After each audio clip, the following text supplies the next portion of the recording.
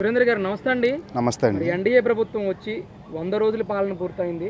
మరి ఈ 100 రోజుల్లో జగన్మోహన్ రెడ్డి గారు ఎన్డీఏ ప్రభుత్వం మీద ఎలాంటి ఆరోపణలు చేశారు? అసలు ప్రభుత్వ పనితీరు ఏ విధంగా ఉంది ఈరోజు?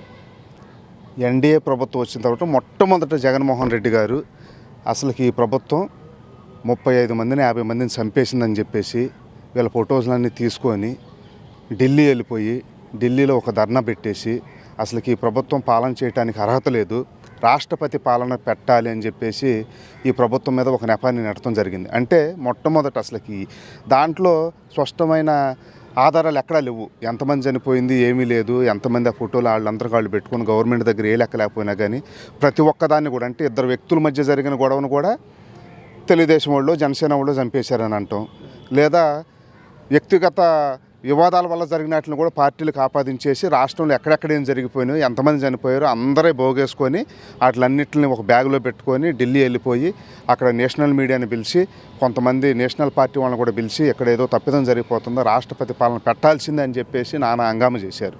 ఈ విధంగా ప్రభుత్వాన్ని బస్టు పట్టించే ప్రయత్నం చేశారు.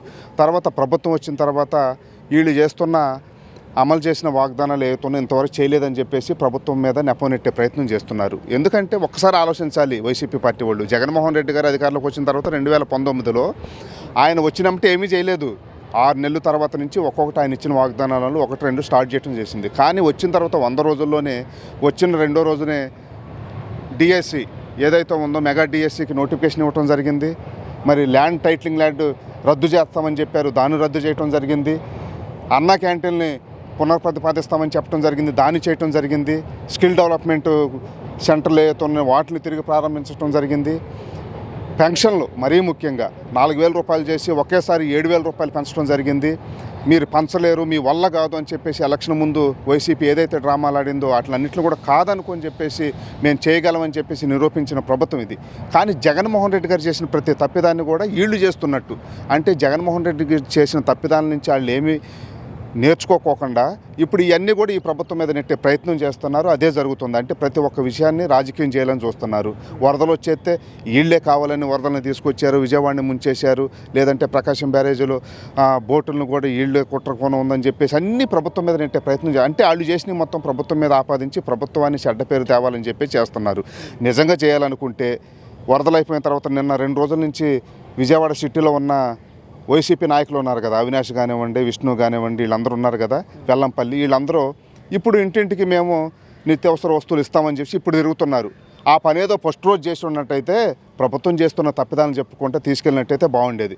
కానీ వీళ్ళే ముంచేశారు, అది చేశారు, ఇది చేశారు అని అంటే బురద జల్లే రాజకీయం చేసి ప్రభుత్వాన్ని బస్టు ప్రయత్నం చేశారు. ఆఖరికి మరి తెలుసుకున్నారో ఏమో, సిగ్గొచ్చిందేమో తెలియదు, కానీ ఈ రోజు వచ్చేసి లేదు మేము ప్రజలకి సేవ చేస్తున్నామని చెప్పారు. అది ముందు చేయాల్సింది. ఎందుకంటే ఈ నగర మేయర్ వైసీపీకి సంబంధించిన వాళ్ళు, కౌన్సిలర్ అందరూ వైసీపీకి సంబంధించిన వాళ్ళు, ఇక్కడ వైసీపీకి సంబంధించిన నాయకులు ఉన్నారు. ఏమీ చేయలేదు. ఎందుకంటే ఒక్కొక్క నాయకుడి దగ్గరగా 5-6 వాటర్ ట్యాంకులు ఉన్నాయి. విజయవాడకి వాటర్ సప్లై చేయడానికి రాష్ట్రంలో ఉన్న అనేక మంది వచ్చి ఇక్కడ పెట్టినా కానీ వీళ్ళు ఒకటి పంపించలేదు. వీళ్ళ దగ్గర ట్రాక్టర్లు ఉన్నాయి, పంపించలేదు. జేసీపీలు ఉన్నాయి, పంపించలేదు. వీళ్ళకి సంబంధించిన నాయకుల దగ్గర బోట్లు ఉన్నాయి, వీళ్ళు పంపించలేదు. అంటే విజయవాడ మీద ఎంత ప్రేమ ఏంటనంటే ప్రతి ప్రభుత్వాన్ని ముందు బస్టు పట్టించాలి, తర్వాత వాళ్ళని జనాల్లో సులకం చేస్తే మాకు మంచిది, ఆనందపడతాం. సాక్షి టీవీకి కానివ్వండి, సాక్షి పేపర్కి కానివ్వండి, వైసీపీ సోషల్ మీడియాకి కానివ్వండి, వైసీపీ నాయకులకు కానివ్వండి, అనునిత్యం కూడా ప్రభుత్వం మీద బురద జల్లాలనే ఒక గట్టి ఆలోచనతో ప్రయత్నాలు చేస్తున్నారు. దీన్ని ప్రజలు బుద్ధి చెప్పే ప్రయత్నం చేశారు. అంటే జగన్మోహన్ రెడ్డి గారు ప్రకటించిన ఆర్థిక సహాయాన్ని ఈరోజు సరుకుల రూపంలో, కిట్ల రూపంలో మేము పంపిణీ చేస్తున్నామని చెప్పేసి మాట్లాడుతున్నారు. మరి దీన్ని ప్రకటించడం ఎందుకు? ఇదిగో మా పార్టీ చేసేదని చెప్పొచ్చు కదా. ఇదే కదా సిగ్గుమాల రాజకీయాలంటే. నేను ₹1 కోటి ఇస్తున్నానంటే సీఎంఆర్కి ఇస్తున్నానని చెప్పారు, సీఎంఓకి ఇచ్చి అది ఇవ్వలేదు కదా. ఇవ్వకపోక నువ్వే ఇవ్వాలని లేదుగా. నీ పార్టీ వాళ్ళని ఎవరికొళ్ళు ఇచ్చి పంపించి ఇవ్వచ్చు కదా, అది ఇవ్వలేదు.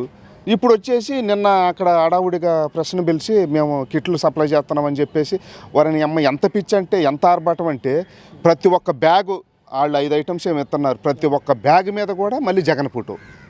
అసలుకి ఎంత ఆర్భాటం పిచ్చి అంటే అసలుకి అది తీసుకెళ్ళిపోయి ఎక్కడికి మళ్ళీ ప్రతి ఒక్క ట్రాక్టర్కి చుట్టూ కట్టారు. ఆ పరజాల పిచ్చి ఇంకా పోయినట్లేదు. అధికారం పోయిన తర్వాత పరదాకి 4 ఏపులా ఫ్లెక్సీలు కట్టుకొని జగన్ అన్నాన్ని ఫ్లెక్సీలు కట్టుకొని పంచుతున్నారు. అంటే ఎంత పిచ్చి, ఎంత భ్రమలో ఉన్నారు. జనాల్ని ఏ విధంగా మోసం చేయడానికి ఇలాంటి నిదర్శనాలు చాలు. ఈ మళ్ళీ వరద ప్రాంతాల్లోకి వచ్చేసి జై జగన్, జై సీఎం అని చెప్పేసి ఈ పిచ్చ వాగుడేంటో, ఈ పిచ్చ బ్యాచ్ ఏంటో, ఈ సన్నాసులు ఇప్పటికైనా బుద్ధి తెచ్చుకుంటారో లేదో తెలియట్లేదు. ఈ వైసీపీలో ఉన్న వాళ్ళందరూ కూడా నిజంగానే అందరూ గొర్రెలు అంటే గొర్రెలు నిజంగానే ఇలాగా ఉంటాయని చెప్పి వీళ్ళని చూస్తే అర్థమవుతుంది. అంటే ఎక్కడికి వెళ్ళినా కానీ చిన్న పిల్లల్ని పెట్టి వరదల్లో మునిగిపోయిన ప్లేసుల్లో చిన్న పిల్లల్ని పెట్టి ఆడేదో చేతులు పైకెత్తి జగన్ అని పిలవటం, వీడెళ్ళి ఆడిని ముద్దు పెట్టుకోవటం, వాటు వేసుకోవటం, ఏంటి పిచ్చి అనేది ఎవరికి అర్థం కాని పరిస్థితి. జగన్మోహన్ రెడ్డి ఈ పిచ్చి చేష్టలు తట్టుకోలేకే ఆ పార్టీలో ఉన్న ఆయన రక్త సంబంధికులు లేదంటే ఆయనకు సంబంధించిన ఆయన పార్టీలో ఉన్న ముఖ్యమైన నాయకులే ఈరోజు వెళ్ళిపోయే పరిస్థితికి వచ్చింది. అంటే జగన్ ఎవరు నమ్మే పరిస్థితులు లేదు. ఆ విధంగా తయారవుతున్నారు. ఏం తప్పిదాలు మాత్రం తెలుసుకోవట్లేదు. ఇది మంచి ప్రభుత్వాన్ని ట్యాగ్ లైన్తో ఈరోజు టీడీపీ క్యాంపెయిన్ చేస్తుంది. నిజంగానే ప్రజలకు మంచి చేసిందా ఈ 100 రోజుల్లో? 100 రోజుల్లో 100 మార్కులు కనుక వేయాల్సి వస్తే ఇప్పుడు 100 మార్కులు 100 రోజులకి రోజుకో మార్కులకి 85% మంచి చేసిందండి. వాళ్ళు ఏదైతే అమలు చేయాలని ముందుకు వచ్చారు ప్రజల దగ్గరికి, ఈ 100 రోజుల్లో ఈ రాష్ట్రంలోనే కాదు దేశ చరిత్రలో ఎవరు చేయని కొన్ని కార్యక్రమాలు చేశారు. ఎందుకంటే 4,000 పెన్షన్ దేశ చరిత్రలో ఎవడివ్వలేదు. అది 7,000 చేసి ఒకేసారి వీళ్ళు వాలంటీర్లు ఉంటేనే ఇంటింటికి ఇవ్వగలుగుతారు, లేదంటే ఇవ్వలేరు అన్నారు. దాన్ని ఇంటింటికి అందించారు వాలంటీర్లు లేకోకుండా. మరి గత 5 సంవత్సరాల్లో గవర్నమెంట్ ఉద్యోగస్తులకు 1వ తారీఖున జీతం ఇచ్చిన రోజు ఒక్కటి లేదు, 1 నెల లేదు. ఎప్పుడు జీతం వచ్చిందో తెలియని పరిస్థితి. ఇప్పుడు 1వ తారీఖున జీతం వస్తుంది, అది చేసి చూపించారు. పేదవాడు తినేది అన్నా క్యాంటీన్లు వీళ్ళు 2-3 పెట్టి కూల్ చేసి తప్పుడు కేసులు పెట్టారు వైసీపీ వాళ్ళు. అప్పుడు ఉన్నప్పుడు వాళ్ళు స్వచ్ఛంద నడుపుతుంటే వీళ్ళు మళ్ళీ వచ్చి పెట్టారు 2 విడతలకు. ఇప్పుడు 200 పైగా క్యాంటీన్లు ఓపెన్ చేస్తామని అంటున్నారు. తర్వాత సూపర్ 6లో ఇచ్చిన ఏదైతే ఉన్నాయో మెగా డిఎస్సి దాన్ని నోటిఫికేషన్ ఇచ్చారు. స్కిల్ డెవలప్మెంట్ సెంటర్లో అది దాంట్లో సంబంధించిన దానికి ఇచ్చారు. అన్నిటికంటే ముఖ్యం ఏంటంటే ఈ రాష్ట్రంలో ఉన్న ప్రతిపక్ష పార్టీలకి, ప్రజా సంఘాలకి, నాయకులకి ప్రతి ఒక్కరికి మాట్లాడే స్వేచ్ఛ ఉందండి. రాజ్యాంగబద్ధంగా బతికే హక్కు ఉందండి. ఆ ప్రజలందరూ ముందు అది కోరుకుంటారు. నా కాళ్ళ మీద నేను నిలబడి పని చేసుకోగలుగుతాను, నా పని నేను చేసుకోగలుగుతాను, నా పని నన్ను చేసుకోనివ్వండి, నా మనసులో ఉన్నది నన్ను చెప్పనివ్వండి. నేను మీటింగ్ పెట్టుకోవాలంటే పెట్టుకోవాలి, ర్యాలీ పెట్టుకోవాలంటే ర్యాలీ పెట్టుకోవాలి. లేదు ప్రభుత్వం తప్పు చేస్తే విమర్శించే స్వేచ్ఛ కూడా నాకు కావాలని ప్రతి పౌరుడు కోరుకుంటాడు.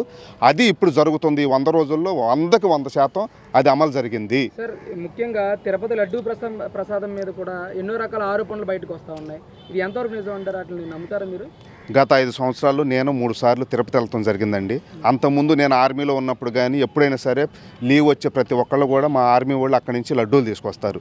అంటే నేను చూసిన 15-20 సంవత్సరాలు ఎప్పుడూ కూడా తిరుపతి లడ్డు అంటే వచ్చిన తర్వాత వారం 10 రోజుల వరకు కూడా మా దగ్గర పెట్టుకున్నా కానీ ఎలాంటి ఇబ్బంది లేకుండా అందరూ తినగలిగేవాళ్ళం. కానీ గత 5 సంవత్సరాలు మేము చూసాము, నేను వెళ్ళాను. కానీ అసలు దాంట్లో ఆ నెయ్యి వాసన రాదు. ఎక్కడ కూడా అసలు ఆ లడ్డూలో క్వాలిటీ ఉండదు. లడ్డు ఒకటే కదండి, అక్కడ భోజనాలు ఏదైతే పెడుతున్నారో ఆ ప్రసాదంలో అంటే వాటిలో కూడా క్వాలిటీ లేదు. ఇవి అయితే స్వచ్ఛందంగా దాంట్లో ఏం కలిసినాయి ఏంటనేది ఆ ల్యాబు రిపోర్టులు రావాలి, వచ్చినాయి అంటున్నారు. వాటి మీద ఎంక్వైరీ చేయాలి, ప్రజలకు పూర్తి వివరాలు అందించాలి భక్తులు. ఎందుకంటే దేశంలోనే కాదు విదేశాల్లో ఉన్న భక్తులు కూడా తిరుపతి దగ్గరకు వస్తారు, నమ్మకంతో వస్తారు. ఆ నమ్మకాన్ని ఈ ఒమ్ము చేసేసి ఆ నమ్మకాన్ని పోగొట్టే ప్రయత్నం వైసీపీ చేసిందని మనం అనుకుంటున్నాము. ఎందుకంటే దీన్ని పూర్తిగా నిగ్గు తేల్చాల్సిన అవసరం అయితే ఉందండి.